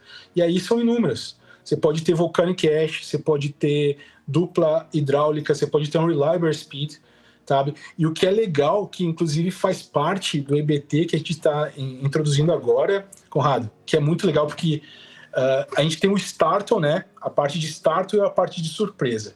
Surpresa todo mundo sabe o que é, e o startle é como você lida com essa surpresa. Algumas pessoas, por estatísticas, elas... ou seja, sem nenhum tipo de ação por até 60 segundos. Tá? Isso varia de pessoa para pessoa, isso aí não existe como você saber, só vai saber se você for exposto a uma situação dessa. Tá? Então, a gente tem eventos que nós consideramos elementos surpresas, tá? Em que a gente, por exemplo, mesmo se você, por alguma razão, saiba o que está no sílabo, saiba o que vai acontecer, o instrutor, assim mesmo, pode introduzir elementos de surpresa para treinar como você vai lidar com essa situação, o seu startup, para ver como você vai lidar com a situação. Então, do nada, a gente pode ter wake turbulence, sabe? Então, você está voando, você tem uma caída de asa por causa de uma esteira de turbulência da aeronave à frente, ou você pode ter uma severe turbulence do nada, para ver como você lida com essa situação. Um exemplo muito legal é, você entra e isso é muito simples e acontece todo dia, troca de pista abaixo de 10 mil pés, tá? E por que isso também, pessoal? O que a gente está vendo por detrás disso? No day one, no dia 1, a gente vê competências em que o pessoal precisa melhorar de alguma forma, e no day 2, a gente introduz falhas ou situações em que essa competência vai ser desenvolvida, sabe? Então, no day 1, ele teve problema de workload management, tá? A carga de trabalho dele poderia ser melhor. Então, um simples exercício que a gente pode colocar é troca de pista abaixo de 10 mil pés. Ele tem vários procedimentos para serem feitos abaixo de 10 mil pés, ATC, tráfegos, e ainda ele tem que gerenciar essa troca de pista, gerenciar um briefing efetivo com ameaças e mitigations, né, desses threats, e prosseguir para o pouso. Então, é isso que a gente faz no Day 2, é training. O instrutor pode intervir nesse momento, porém, outra coisa importante do EBT, a gente não é focado na tarefa, no task, a gente não é focado num procedimento de CAS, a gente é focado nas competências que são utilizadas pelo piloto durante essa manobra, sabe? Então, por exemplo, sim. Eu ia fazer uma pergunta assim, nesse cenário hipotético que você passou aqui, de abaixo de 10 mil pés teve uma mudança de pista. Qual que seria, por exemplo, o comportamento esperado, assim, falando por cima? Por exemplo, vamos pedir uma espera aqui na nossa chegada para a gente reprogramar a aeronave, brifar tudo bonitinho, ou alguma outra situação? Exatamente. Então, é isso que é o mais bonito do EBT. Não existe a resposta certa, né? Não existe, assim, pedir órbita. Ele pode simplesmente pedir more track miles. Ele pode pedir uma vetoração mais longa, digamos assim. Mas está errado pedir órbita? Não. Está errado pedir para aumentar o track miles, né? Para pedir uma vetoração maior? Também não. Essa é bonita. A gente espera que ele utilize a competência de uma forma efetiva, de uma forma segura, né? E a gente quer ver se ele consegue lidar exatamente de uma forma segura e efetiva esse exercício que a gente colocou para ele. Então, o que a gente vai ver, provavelmente, ele vai tentar fazer uma redução de workload para ele. Ele pode, se o voo tá voando, se o avião está voando manual, ele pode usar automation, ele pode delegar tasks, né? Ele pode delegar algo para o colega dele, para que ele tenha uma redução de workload, né, de carga de trabalho. E outra coisa, é muito importante até para tomadas de decisões, reduzir a nossa carga cognitiva, né? Porque você voando, ao mesmo tempo você tomando decisão, a gente não sabe que a gente não faz multitask, né? A gente provavelmente vai ter que delegar algumas funções para poder tomar uma decisão efetiva também, porque voar, tomar decisão, falar com a companhia, falar com o comissário, não dá certo, né? Então, é essas coisas que a gente tenta ver. Então, se ele teve algum problema relacionado a isso no Day 1, no Day 2, provavelmente a gente vai adicionar uma situação dessa para ver como é que ele se comporta, porque lembrem-se, no primeiro dia ele já foi debriefado, né? Então, ele sabe que ele tem que ter, que ele precisa ter uma melhora, digamos assim, na competência de workload. Então, no Day 2, ele provavelmente vai saber que, com o que ele aprendeu no Day 1, ele vai poder implementar no dia 2. E tudo isso, a pergunta muito boa do Henrique, e a resposta maravilhosa. Eu estava aqui rindo de feliz, né, da tua resposta, porque foi brilhante, porque eu concordo gênero, número e grau 100% que essa é a beleza do EBT, né? Essa é a beleza de um cenário, porque talvez em cenários assim, quem mais aprende é quem está ali atrás, é o instrutor, porque você vê as pessoas gerenciando situações de uma forma que você não esperava, né? e que você mesmo não faria igual, mas que você vê que o resultado, o outcome, é melhor do que você faria, né? E aí porque a gente tem, como instrutor também, você tem um bias, você tem uma expectativa, porque você imagina que esse cenário vai ser melhor gerenciado dessa forma. Aí quando o cara faz uma coisa diferente e te surpreende, você vê, você fala, cara... Que maravilhoso isso, né? Então, você como instrutor também aprende muito mais, porque você consegue, você dá a chance das pessoas mostrarem como elas usam o raciocínio delas, né? Como ela vai usar a capacidade cognitiva. E Conrado, voltando ao que a gente falou no começo, cara, eu tomo notas do que o pessoal faz no simulador. Cara, assim, como é que ele pensou nisso, cara? Eu também. Sabe? E eu tomo nota. Eu tomo os notas, por isso que eu falei para você. Esse é o meu livrinho aqui, do simulador. Eu estava fazendo a ficha do pessoal do último simulador que eu fiz ontem, agora há pouco. E realmente... Não, desculpa, eu te interrompi, mas... Não, e só para complementar, é aquilo que a gente falou do começo. A gente aprende com o que deu certo também. Né? Não é simplesmente com o que deu errado, mas, cara, é igual você falou... Cara, ele fala assim, cara, que sacada genial essa aí. Eu nunca tinha pensado. Sabe? No fim, né, Libadi? No fim, sempre é back to basics, né? Porque tem um vídeo acho que a gente já falou algumas vezes no podcast aqui, mas acho que esse momento é um momento legal. Tem um vídeo do Sully, acho que você conhece, que se chama Sully Unfiltered. Está no YouTube. São 12 minutos. É um vídeo de 12 minutos que o Sully, inclusive, ele fala exatamente isso que você falou. Multitasking is a myth. É um mito. E ele tendo consciência disso, ele já tendo consciência de que multitasking is a myth, isso ajudou ele muito a priorizar as ações, né? Então, esse vídeo, para quem não viu, veja. Esse vídeo contém tudo que você precisa saber sobre behavior, sobre soft skills e sobre o que você precisa ter na tua carreira em 12 minutos. São 12 minutos de puro aprendizado, que se você assistir todos os dias esse vídeo, como eu faço, não todos, eu confesso, mas eu assisto pelo menos 2 vezes por semana, porque eu uso muito como debriefing esse vídeo, eu assisto junto com os alunos, inclusive. Esse vídeo é a coisa mais rica que existe em termos de comportamento humano dentro de uma cabine. Mas tudo volta àquele negócio, aviate, navigate, communicate. Exato. Não tem outra saída, cara, é priorizar. Você prioriza, como o Henrique perguntou, não importa como o cara vai, o que ele vai fazer, o que importa é que ele focou em voar o avião, priorizou voar o avião, aí ele navegou, aí ele comunicou, deu certo, ficou bonito, tudo certinho, cara, maravilha, cara, nota 10. Então eu vou até utilizar uma situação que aconteceu no último simulador que eu estava conduzindo, que eu achei genial também. A gente estava, o cenário era, e isso é outra coisa legal, que a gente faz aqui na empresa. Tem uma lista de malfunctions, tá? Que a gente pode implementar no Day 2, mas os trainees não sabem quando isso vai ser implementado e nem qual malfunction vai ser implementado. Então é tudo uma surpresa para eles, né? E eu botei Unreliable Speed na decolagem, no voo de Milão, tá? Eu dei Pitot Blocked, o Pitot bloqueado para o comandante, para o copiloto, o standby estava funcionando perfeitamente, tá? Cara, ele fez exatamente o que você falou, Conrado. Fly, aviate, navigate, communicate. Cara, ele voou a aeronave e fez o quê? Fez os memory items, botou pitch e potência, tá? Cara, na hora, ele sabia onde tinha um terreno, ele botou o fix info lá, o radial de 25 milhas, tá, da MSA. Ele sabia que naquele círculo lá ele podia subir até acima de 5.000 pés, ele estava tranquilo.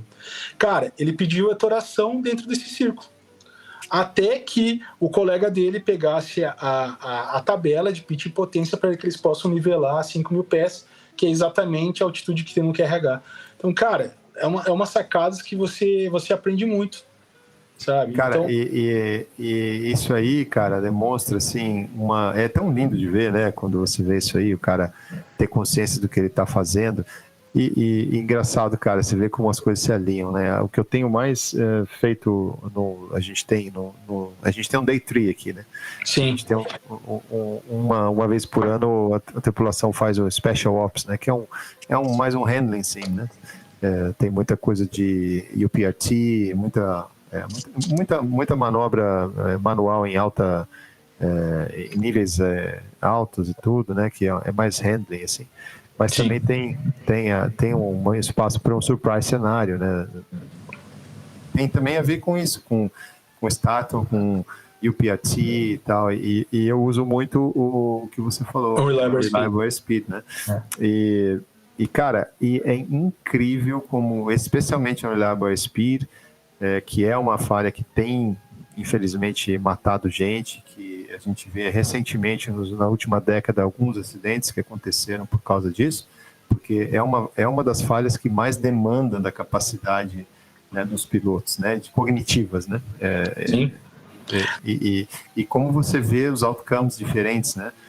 Mas quando você vê alguém fazendo isso que esse cara fez aí, você fala, cara, que incrível, né? Que é o básico, cara, é voar o avião, cara, só voar o avião. Enquanto você tem combustível, cara, você pode fazer isso o dia inteiro, cara. Vai dar certo, né? Exatamente. Eu falo pro pessoal, cara, voa o avião, cara. Voa o avião, tenha certeza, tira o fear factor, né? Porque se você tem receio, tem medo de que você está voando e que você acha que você está em perigo, ali você não tem capacidade de pensar. Tira o fear factor, voa o avião, seguro, pede um cafezinho, respira, aí fala assim, e agora? O que a gente faz? Bom, vamos fazer o checklist, cara? Vamos fazer o checklist, beleza. E agora? O que a gente faz? Bom, agora a gente precisa trocar isso aqui, esse memory item, esse pitch and power para outra coisa. Estamos acima da MSA, estamos seguros? Então pega uma tabela aí, vamos achar. Acabou, cara, tua vida tá feita. Né? Exatamente isso. E o que você falou cara, exatamente isso. Coordenação num procedimento de Unreliable Speed é gigantesca. Tem que ter uma excelente coordenação entre as duas pessoas. Né? E as competências que você consegue colocar as 9 competências. Exato. Ali, todas. Exato. Todas elas. Assim, talvez seja a pane que você mais consiga avaliar assim, a capacidade geral de uma população, né? Muito bonito.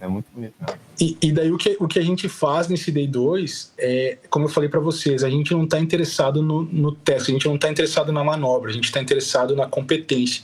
Então, cara, o que acontece geralmente, a pessoa não sabe que está no Reliable Speed, né? Porque, poxa, não é uma coisa que acontece todos os dias também, né? Então, cara, alguma coisa está errado. Poxa, é um Reliable Speed. Daí, você vê que tem uma coordenação entre os dois. O cara começa a ajudar. Comandante, potência tal, pitch tal, tá? A gente tá com flap, então é esse pitch, é essa potência.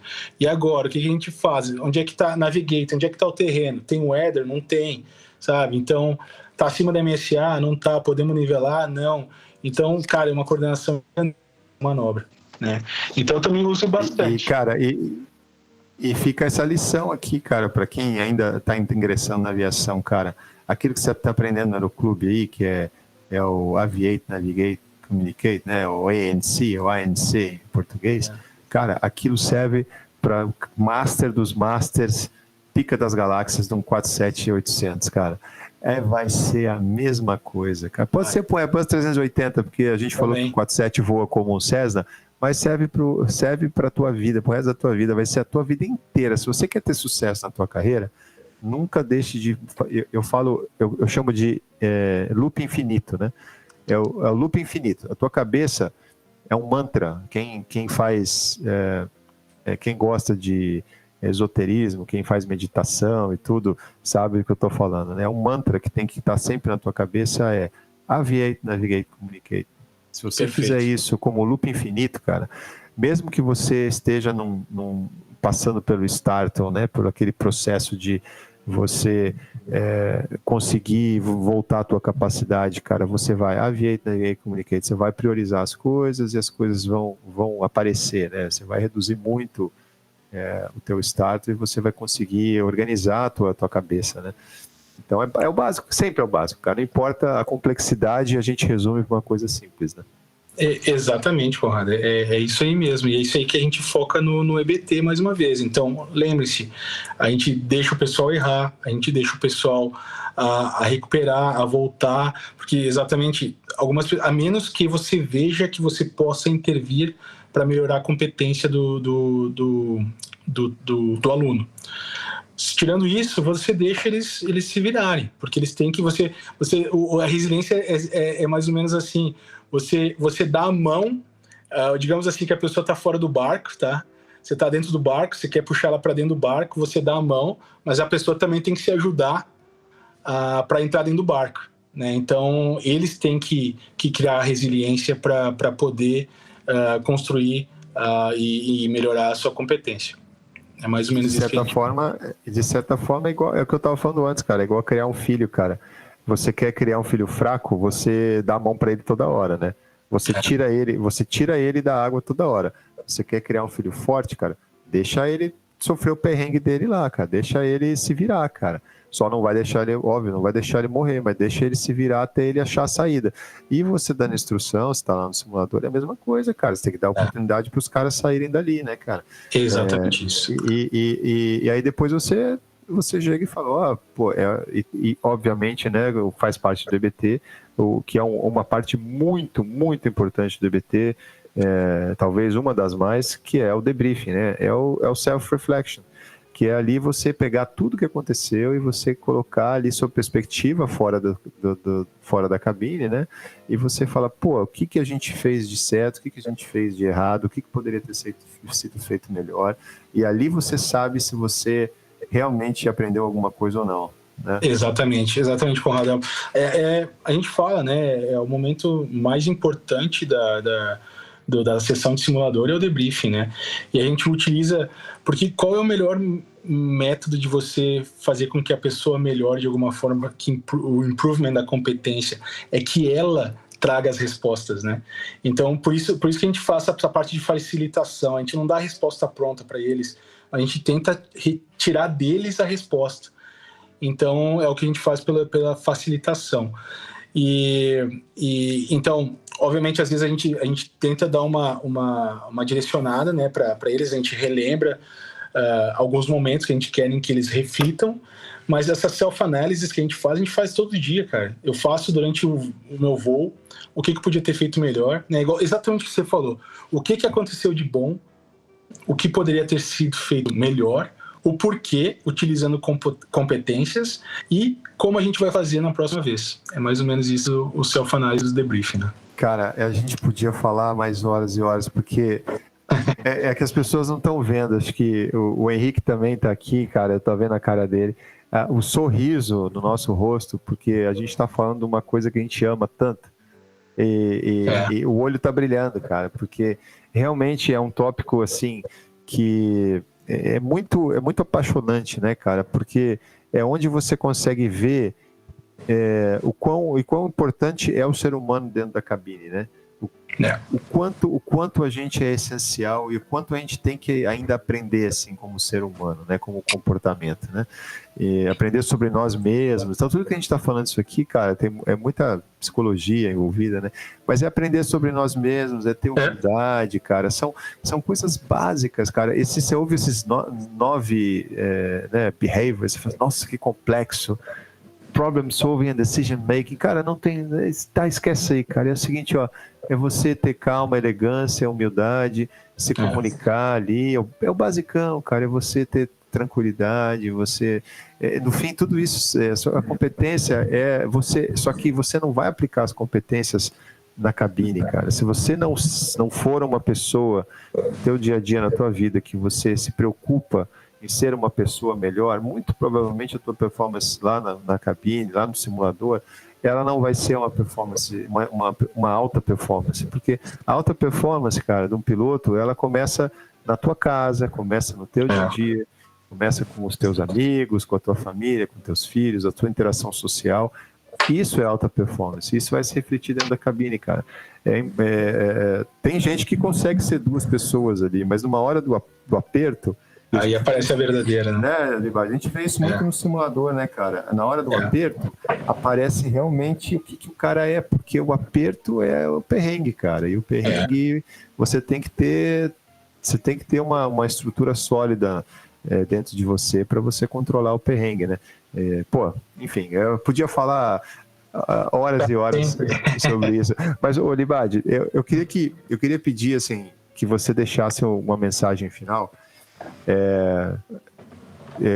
Livre, total, com total liberdade para você deixar uma mensagem final para quem conseguiu chegar até aqui, ouviu essa última hora e meia espetacular aqui, e que tem esse sonho, cara, tem esse sonho, não diria o sonho de chegar a ser comandante 747, mas tem o sonho de ter esse brilho no olho depois de chegar no auge da carreira, independente de qual seja, e ainda continue com esse brilho no olho que você tem, né? E com esse sorriso aí, pô, contagiante que você tem. O que você diria para quem quer chegar aí? Então, Conrado, assim, cara, o que falaram para mim desde a faculdade é verdadeiro. Só para ir um pouquinho para trás, né? Na faculdade eu me formei ali em 2003, 2004, foi os atentados das torres, né? Então a aviação estava numa baixa gigantesca. Então eu estava completamente desiludido, né? Quando eu saí da faculdade, foi uma situação muito complicada. Não tinha emprego, mas não tinha emprego mesmo. Pessoal, eu já fui dos malotes assim de Porto Alegre, lá eu já fui retirado de hangar porque eu estava atrapalhando lá, porque eu estava simplesmente querendo ser visto, para querer ser lembrado, para ter uma oportunidade de ter meu primeiro emprego. E hoje eu estou aqui. Então o que eu falo é o seguinte: vai ter altos e baixos, tá? Vai ter perrengue, mas é muito gratificante a carreira de aviador. Eu acho que a persistência é importantíssima nessa carreira, sabe? E a outra coisa que eu falo que deu muito certo para mim é estar preparado, porque as oportunidades elas vão aparecer. Elas com certeza vão aparecer. A aviação é cíclica, é verdade, tem altos e baixos, sim. E eu só falo que estejam preparados, se dediquem. Cara, estudar inglês, de alguma forma, ou isso que a gente está comentando que no Brasil é uma coisa nova, né? Conrado, das partes de competências. Então, dei uma pesquisada sobre EBT, sobre competências, Competency-Based Training, Assessment, Competence Assessment, Based Assessment, e tentem melhorar essas competências de alguma forma, façam cursos, tentem se preparar, porque as oportunidades vão vir e vocês vão conquistar. Então, persistência é a alma do negócio e com fé vocês vão chegar lá. É isso que eu tenho para passar pro pessoal aí. Sensacional. Esteja pronto, né? Esteja pronto para sorte, né? Esteja pronto para quando você tiver sorte. E Conrado, e não tenha medo de arriscar, cara. Não tenha medo de arriscar. Bom, eu acho que o teu exemplo, a tua história, a tua trajetória é um grande exemplo disso, né, cara? E, bom, antes de te agradecer, assim, do fundo de coração, a gente teve alguns contratempos, né, ao longo dos últimos meses para tentar gravar esse podcast, como é comum, assim, é difícil, somos todos pilotos, né, todos temos agendas e escalas, assim, que difíceis, tem problema de fuso horário e tudo. Hoje mesmo deu um desencontro por falha minha, questão de fuso horário. Fomos resilientes e conseguimos... Adaptativos. Adaptativos e conseguimos... No caso você, né, 100% você que teve que mudar, antecipar 2 horas, porque eu te falei o horário errado, você teve que antecipar 2 horas da gravação. Mas o que eu queria dizer assim, cara, eu sempre gosto de fechar assim, né, dando uma finalização mesmo ao papo, assim. A gente falou aqui do Libadi no começo, o cara era Master Top de 747, que ele tinha Master Degree em fatores humanos, né? Mas assim, o que a gente ouviu aqui, cara, eu gostaria de dizer assim, Libadi, que esse podcast foi muito transformador e que eu posso agora dizer que você tem um Master Degree em humanos, não é em fator humano. O que a gente ouviu aqui foi uma aula de humanidade, entendeu? Através da tua simpatia, da tua elegância, da tua educação, da tua empatia, da tua humildade, cara, que é um troço assim que é muito bonito de ver, e também pela inspiração que você é, cara, porque a gente vê aqui pela tua trajetória, pela tua simplicidade, pela maneira como você conduziu a tua carreira até aqui, é uma inspiração porque você nunca aceitou ser mediano. E eu acho que isso é um erro muito grande da maioria de todos nós. A gente aceita ser mediano, porque ser mediano é fácil, né? E eu não quero usar a palavra medíocre, que significa a mesma coisa, né? Mas ser mediano é assim, pô, eu cheguei ali, fiz meu trabalho, consegui minha posiçãozinha ali, tô safo no avião e tal, e tá legal. E quantas vezes a gente já não cruzou com gente assim e tá sentado ali, eu mesmo já tive, né? Tive que me mudar muito para sair dessa zona de conforto. É uma zona de conforto negativa, né? Existem zonas de conforto que são positivas, é uma zona de conforto negativa. E aí quando chega um momento, você não está pronto, cara. Você não está pronto porque você é mediano. Simples assim. Não é porque você, de repente, é ruim, não é porque você é mediano. Você aceitou ser mediano. Não aceite ser mediano.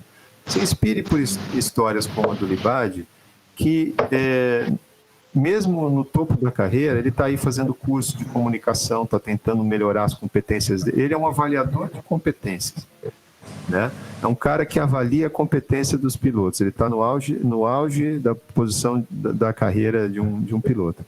E aí o cara faz curso para ele melhorar as competências dele, né?